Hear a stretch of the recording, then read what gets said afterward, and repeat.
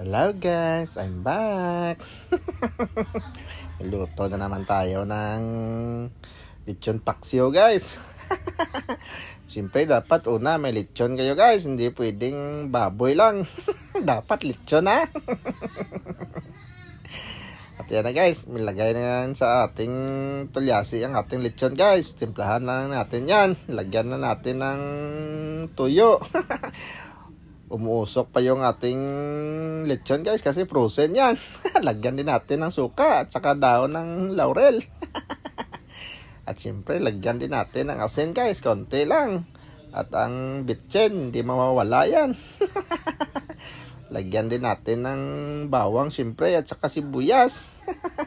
Oy, para hindi pa malaglag yung isa. Lagyan din natin ng oyster sauce guys, papaganda ng kanyang kulay.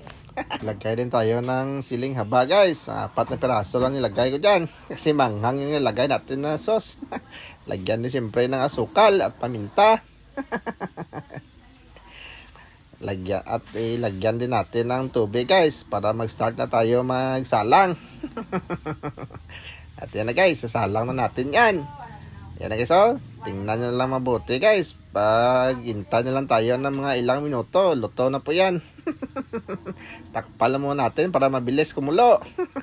Hayaan na muna natin yon. Dito naman muna tayo sa manok na tinula. May itlog pa yung manok na ating nakatayo. Nag-isa lang tayo dyan ng bawang, sibuyas at saka luya. Lagyan na natin ng asin at saka bitsin. Igisa lang natin yan. Takpan lang din muna natin. Luto na yung lechon kawali. Oh, sarap-sarap ng lechon kawali. Dito pala kami sa bukid guys. May tanim sila ditong orange guys. Oh, pero green yung bunga. Hindi pa hinog. Pero matamis na yung kanyang bunga guys. Natikman ko na. Napaka-juicy ng bunga ng orange. Shinare ko lang guys ha. Siyempre pagbalik natin, ayan na, ayan, kumukulo na nga. Hintayin na lang natin na tumuyo yung kanyang sabaw. At pag ganyan na, pag natuyo na yung, medyo natuyo na yung kanyang sabaw, ilagay na yung ating sarsa. Yung lechon sauce yung nilagay ko. Yung spicy ha. Yan na guys, malapit na pang maluto yan. Hinihintay ko na lang na lumapot yung kanyang sabaw. Okay na yan, agad. At kung umabot ka sa puntong to, paki-comment naman kung taga saan ka para malaman ko kung nasaan umabot ang bidyong to. At shoutout nga pala sa mga poging staff ng UCPB La Castellana branch.